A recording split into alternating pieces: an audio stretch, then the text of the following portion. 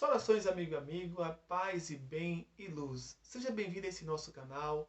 Se você ainda não é inscrito, se inscreva, ative as notificações, dê o seu joinha, compartilhe com mais pessoas para que as pessoas também possam ter conhecimento desse conteúdo e assim você possa também estar contribuindo com a evangelização.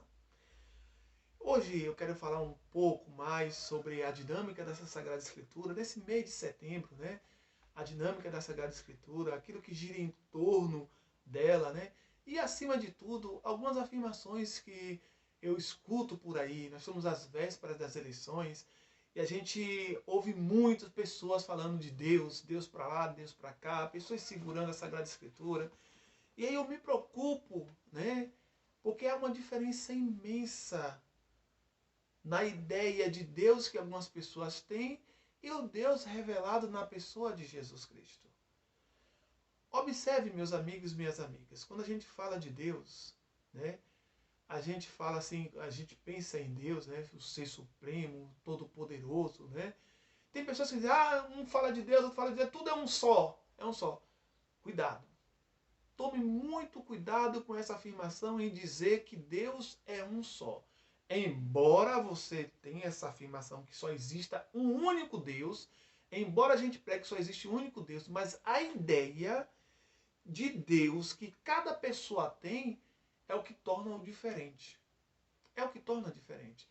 Vejamos, quando a gente pensa nas três primeiras, não diga as três primeiras, mas as três principais religiões existentes no mundo, o islamismo, o cristianismo e o judaísmo, todas elas são monoteístas. O que isso significa? Significa que todas elas acreditam em um único Deus. E olha que coincidência, que todas essas três, elas acreditam no mesmo Deus que Abraão aderiu à fé. Ou seja, todas elas se consideram descendentes de Abraão, lá, do Deus de Abraão.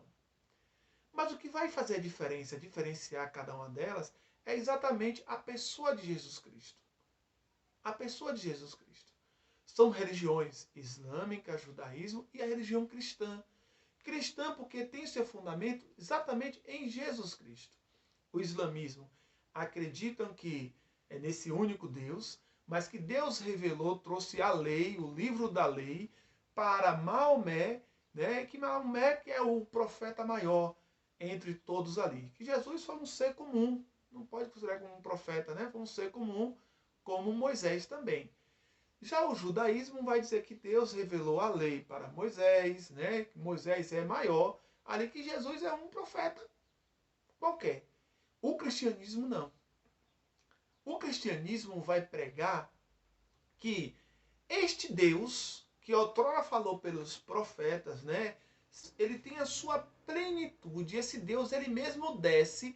Esse Deus se faz carne e habita no meio de nós. Em Jesus Cristo. Ou seja, a religião cristã vai dizer que Jesus é a plenitude da revelação divina. Os escritos estão aí para mostrar. Deus que outrora falava pelos profetas, mas o povo não escutou, matou os profetas, manda seu filho amado, né? O seu filho vai e o povo ainda mata seu filho, né? Mas a própria ideia da conjuntura da Sagrada Escritura nos leva a crer, quando a gente olha para a perspectiva, para a pessoa de Jesus Cristo, que é esse próprio Deus que vem ao encontro do seu povo na figura de filho, né? E se revela para nós. Se revela para nós. Daí fica muito fácil para algumas religiões, né, que se baseiam na lei escrita, pegar citações lá da primeira aliança, do Antigo Testamento. E se prende, se fundamenta lá, naquelas citações perigosas, fundamentalistas. Porque quando olha para a figura cristã, vai ver que aquelas citações batem de frente. Pode bater de frente, de alguma boa parte. Porque Jesus é o complemento da lei. Se antes o povo via em Deus aquela figura toda poderosa, né? Deus é o todo-poderoso, é aquele que defende o seu e luta contra o seu inimigo. E olha, quando você faz uma leitura minuciosa da Sagrada Escritura, né? Lá da primeira aliança, você vê que o povo sempre guerreava, né? Com o outro, usava da violência. O outro era visto como inimigo. o outro era meu inimigo e Deus o meu fiel defensor. Observe a leitura bíblica aí, né? Observe a dinâmica lá, que Deus sempre, o povo sempre invocava a Deus para guerrear, para lutar contra outro inimigo. Essa perspectiva em Jesus, ela acaba. Enquanto lá a gente via muito povo guerreando, né? Lutando, essa perspectiva, a lei em Jesus, ela vai se denominar amor. O próximo não vai ser mais visto como meu inimigo, mas como meu irmão. Meu irmão passivo de erro, meu irmão pecador que deve ser acolhido. Quantas vezes devo perdoar o meu irmão? 70 vezes 7, para dizer que é infinito. Enfim, os ensinamentos de Jesus, né, batem de testa com as práticas de muitas pessoas que se dizem que creem em Deus. Percebam que falam sempre todo o tempo todo, creem em Deus, mas não creem em Jesus. Muitas delas. E muitas estão impregnadas na nossa igreja. Fala tanto em Deus e tanto, mas quando olha para os ensinamentos de Jesus, cai por terra. Cai por terra. Muitos dos seguidores naquele tempo de Jesus, né, queriam abraçar a fé. Tinha muitos bens, né? Tinha pessoas que queriam abraçar a fé, mas quando olha para a dinâmica, a proposta de Jesus, essa fé era largada por fora. Deixa eu ficar cá no meu canto, porque isso não é para mim. Jesus deu vários exemplos disso, de pessoas que queriam seguir ele, mas a sua dinâmica, né, é totalmente diferente. Então, meu povo, tome bastante cuidado. Quando vocês escutarem pessoas falando de Deus, que creem em Deus, observe se o modo, aquilo que a pessoa defende, se o costume, modo de ser, falar e agir condiz com a vida, com o Deus revelado na pessoa de Jesus Cristo. Se condiz com Deus revelado na pessoa de Jesus Cristo, isso basta. Pode sim seguir essa pessoa. Mas se não, caia fora, porque é charlatanismo, é falsidade, é mentira. É diabólico, porque a mentira vem do diabo. É diabólico. Enquanto Jesus, ele vem pregar uma lei que une a unidade de todos, né? Lá, a dinâmica do povo que acreditava em Deus, né? O povo judeu naquela época, né? Tinha aquela, porque para eles foi dado a promessa, então aos outros povos não deve ser anunciado. Então a gente aqui é o povo eleito. Olha o perigo. Essa cultura, essa visão ainda é impregnada em muitas localidades hoje, no nosso tempo atual, onde pessoas que se acham únicos da verdade, únicos dignos de salvação.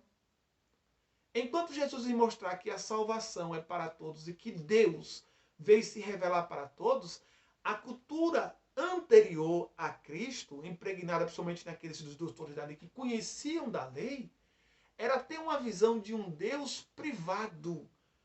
Olha, não, a nós foi anunciado por primeiro, então só a nós é considerada a salvação.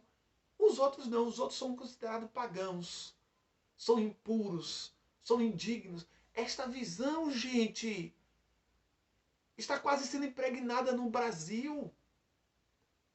Esta visão de Deus, né, de um Deus para poucos. E quando a gente corre esse perigo de falar de um Deus para poucos, né, é um perigo. Pois a gente acaba entrando no fundamentalismo. Então, observe, a centralidade da Bíblia, a centralidade da nossa vida é Jesus Cristo. O verdadeiro Deus é revelado na pessoa, na vida de Jesus Cristo. Tem pessoas que falam de Deus, mas não defendem aquilo que Jesus defende. É estar com o próximo, estar com os mais necessitados, é defender eu vim para que todos tenham vida e a tenham a plenitude. Tem pessoas que dizem que acreditam em Deus, mas simplesmente se baseiam na lei. Devo defender os princípios religiosos pela lei, né? E muitas vezes essa lei, né, do Antigo Testamento, essa lei é baseada em quê? Na violência. Essa lei é baseada na guerra, né? Na brutalidade. Porque eu estou com Deus. Era isso que eles diziam. Eu estou com Deus e Deus vai me ajudar a vencer o meu inimigo. E quando você vai para Jesus Cristo, né, as indiferenças, isso cai por terra, pois o amor ao próximo é condicional. Você é chamado a amar, você é chamado a estar mais próximo dos mais necessitados, dos mais humildes, né? Sem excluir aqueles, mas é aquele que está lá, ó. Se tem 99 ovelhas que está ali, mas uma se perdeu, você tem 100 ovelhas, uma se perdeu, ele vai em busca daquela uma, porque ele quer a totalidade. Ele quer a salvação de todos.